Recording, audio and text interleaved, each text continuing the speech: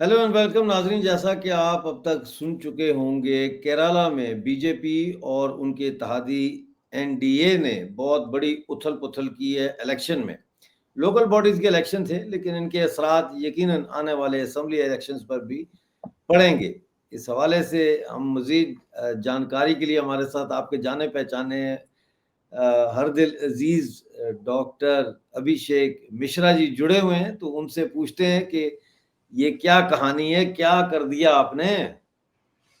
Ji sir, thank you so much कि आपने invite किया। आपके चैनल पे आना मेरे लिए बहुत ही गर्व की बात होती है। Thank you so much for inviting me sir. और जैसा मैंने कहा, मैंने आपसे बहुत कुछ सीखा है और हम लोग भी सीखते रहते हैं हमेशा आपसे।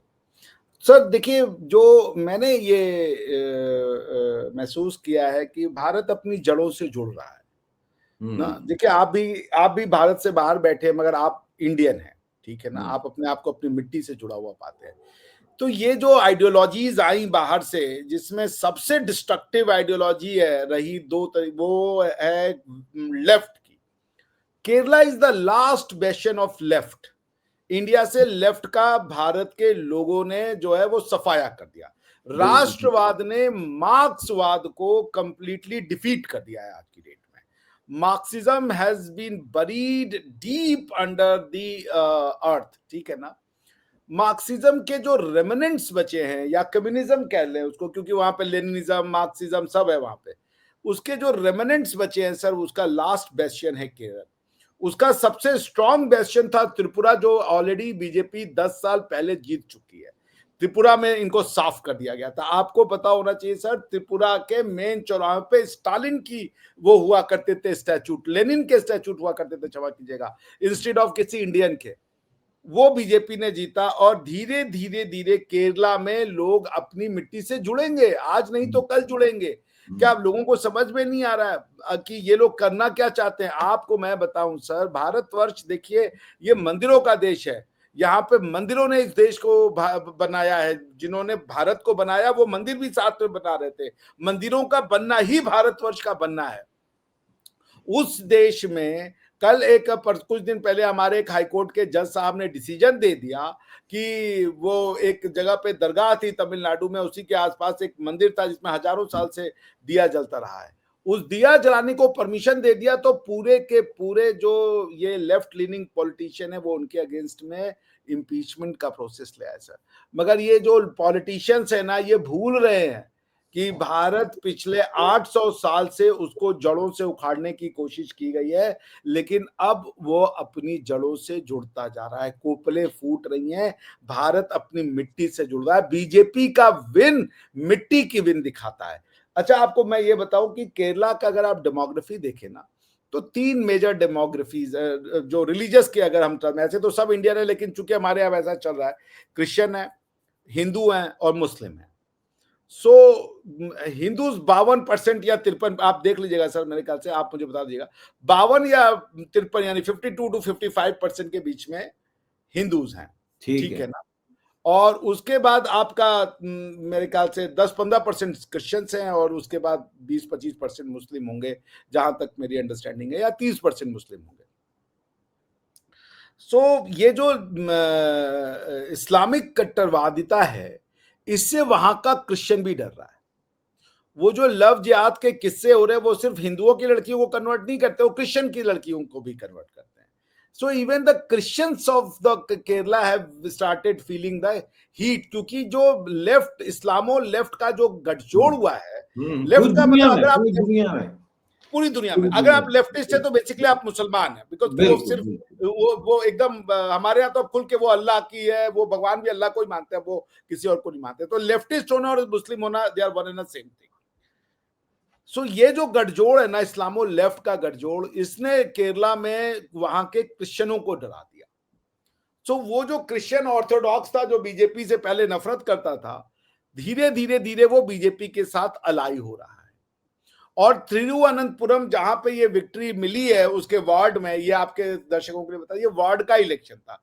3 मेजर इलेक्शन होते हैं भारतवर्ष में। एक होता है जनरल इलेक्शन, जिसको कि हम पार्लियामेंट्री इलेक्शन कहते हैं, दूसरा स्टेट लेजिस्लेचर का इलेक्शन, और तीसरा होता है आपके ये महापौर इलेक्शन, वो कॉर्पोरेटर्स का इलेक्शन जिसको हम कहते हैं। जो कि लोकल सिटी गवर्नेंस के लिए इलेक्शन किया जाता है, जिससे मेयर का चुनाव होता है. It's like a mini parliament और mini state legislature for that जी, पर्टिकुलर सिटी और अ डिस्ट्रिक्ट. तो उसमें यहाँ इन्होंने अपना मेयर बनाने की जो है वो कैपेसिटी हासिल कर ली. यानी कि तिरुवनंतपुरम, जिसका कि अंग्रेजी में नाम त्रिवेंद्रम भी कहा जाता है उसको, वो तिरुवनंतपुरम के फिलहाल के संसद कौन है पता है आपको? वहां से सांसद कौन है? शशि थरूर साहब. और शशि थरूर साहब कांग्रेस के टिकट पे जीते हैं, मगर अब वो पींगे बढ़ा रहे हैं बीजेपी के साथ. ठीक है ना? मतलब कि बीजेपी जो है, अभी पुतिन साहब की वो जो यहाँ पे विजिट हुई, उसमें एलओपी को नहीं बुलवाया, लेकिन इनको बुलवाया था, क्या नाम है, शशि थरूर साहब को. तो थरूर साहब has become quite close to BJP, which has वो तो इनफैक्ट इंडिया ने उनको बड़ा इज्जत दी है, उनको भेजा था सिंदूर ऑपरेशन के ब्रीफिंग के लिए भी दुनिया में भेजा था उसमें तो कई उनको। लोग गए थे. हाँ, उसमें कई लोग गए थे कांग्रेस की तरफ से. उनका नाम, हालांकि कांग्रेस उनको भेजना नहीं चाहती थी, वहां भी गेम हुआ था.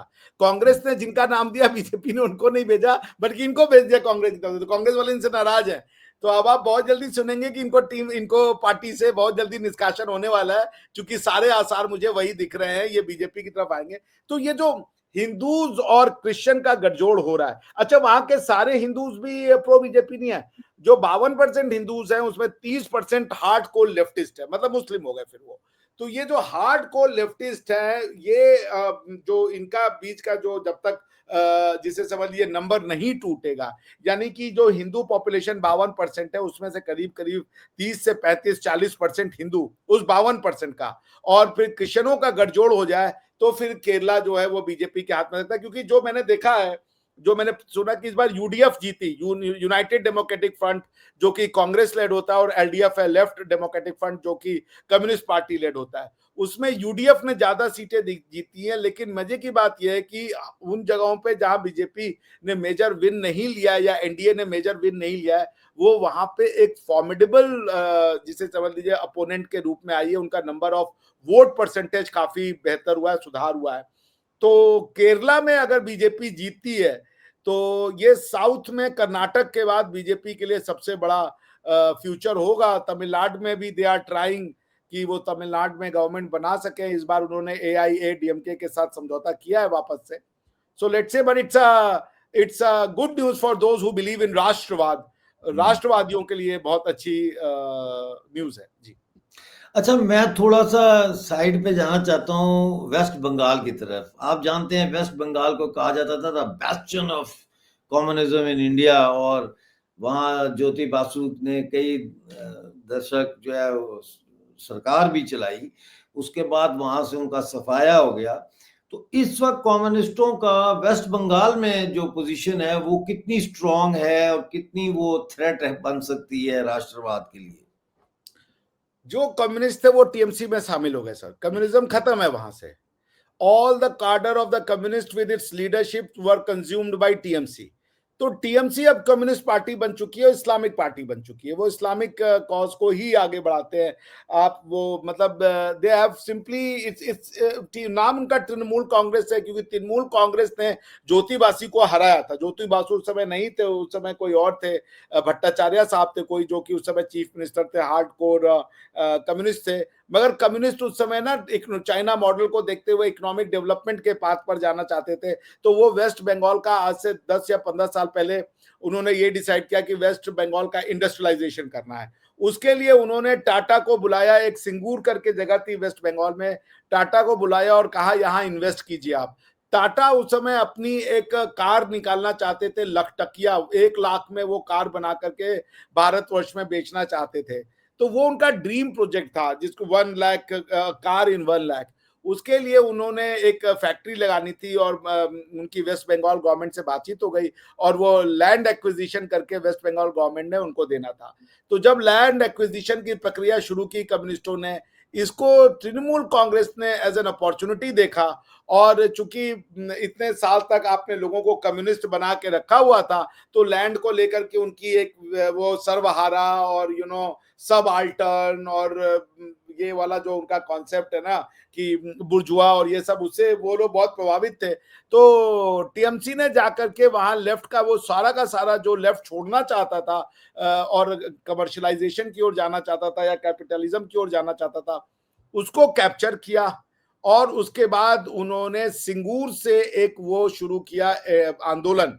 वो आंदोलन बहुत सफल रहा, उसकी वजह से टीएमसी पावर में आई और जो है 40-50 साल का जो कम्युनिस्ट का शासन था वो गिर गया। मगर क्वेश्चन है कि कम्युनिस्ट का ऊपर का शासन तो गिरा, वो काडर कहाँ गया? वो सारा काडर जो है वो कुछ डर के मारे, रेट्रीब्यूशन की डर से, कुछ और रीजन से, अपॉर्चुनिज्म की वजह से वो सारा काडर सबस्यूम हो गया टीएमसी में।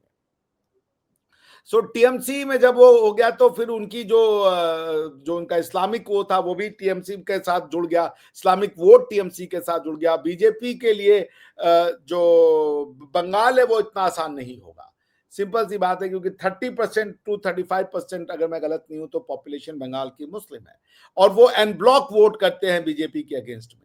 सो मान लीजिए अगर 30% भी बंगाल में मुस्लिम है तो वो तो 30% का 28% जाएगा बीजेपी के अगेंस्ट में, कोई शक नहीं है इसमें किसी को।